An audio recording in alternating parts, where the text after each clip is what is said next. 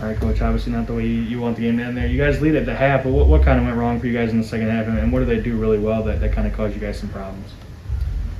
Well, they're the number 2 team in the country, so that's kind of what happened. We knew we woke them up, that's for sure, and I'm sure their halftime speech probably wasn't as encouraging as our locker room. So kudos to them, and that's what really good teams do. And they came out and changed up their offensive strategy a little bit. I've never really seen the Grand Valley style of play is not a one-on-one game, and it certainly was today with ISOs for their guards. And so they really executed that, and we were trying to make some adjustments. But so that's on me. I take the fall for that because they threw something at us I wasn't prepared for. And kudos to their point guard and their 2 guard, for scoring 30 of their points. So that was impressive on their end. Right, and you kind of blitzed them there in the opening 9-2, I think it was, and the energy was there. What did you see in the early that you liked, and where did that kind of change as they kind of came back and led you 13-9 at the end of the first quarter? Well, they were, they made some defensive adjustments too, so things certainly got a little more difficult for us. I think we were, kind of struggling to see the next pass. I thought we did that early, and we were trying to do that, continue to do that. And, sometimes when, the game gets close, maybe you're not seeing things as clearly as we're seeing them from the sidelines. So without question, our team gave a great effort, and we worked really hard, and I'm really proud of the way that they played against, the number 2 team in the country. It's one of the best teams that we've played all year, without question. And but I do think that, I need to make some defensive adjustments and have a better game plan if we see them again. And Sam Turner tonight I think is somebody that I really want to point out. Double-double once again on the night. Seemed to do everything that she could. What did you see from her tonight?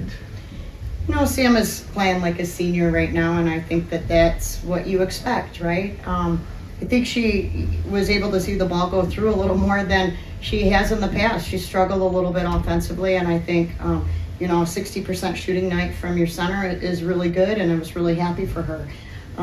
She was able to get to the free throw line and just kind of get her hands on a lot of loose balls or rebounds rather, and I just thought, gosh, there was probably 3 or 4 that got taken away from her. So she was really battling, and I think she definitely made a great presence in the paint for us.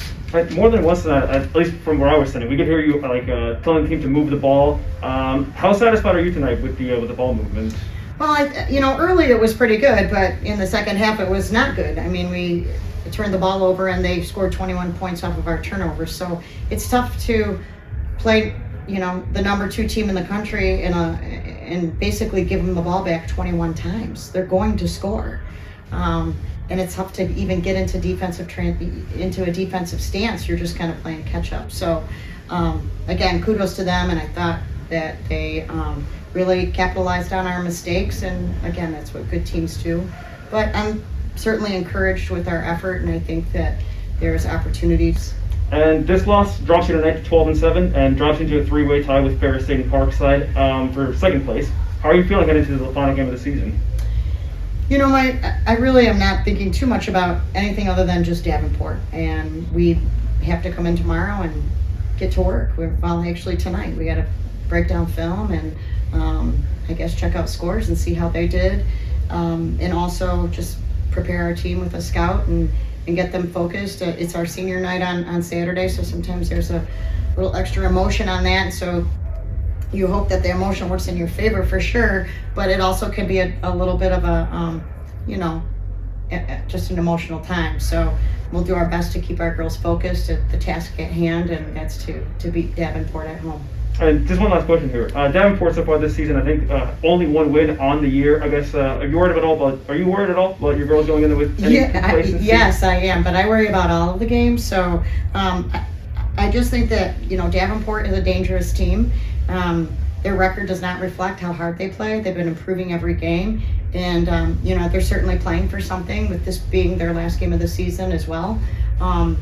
So I think we're going to have a tough challenge, and we got to come ready to play. Okay. And Coach, just in terms of, obviously, they mentioned Davenport, they played you really close last time, Mhm. and now that they come in here, like you said, the record doesn't really reflect what they are. How do you kind of rally the troops from this one and kind of an emotional loss? And with that win, I mean, if you get that win, what would it mean for you guys just to be able to host maybe a GLIAC game in a new arena in the first year here? You know, I think that's definitely our focus, right? We want to not only, secure or win the game on Saturday, but also secure a home spot. So, that's not a guarantee. And with that being said, there's definitely work to be done. I mean, Saturday's game is going to be really important, whether we'll be able to host or we'll have to travel. And, we certainly would like to host.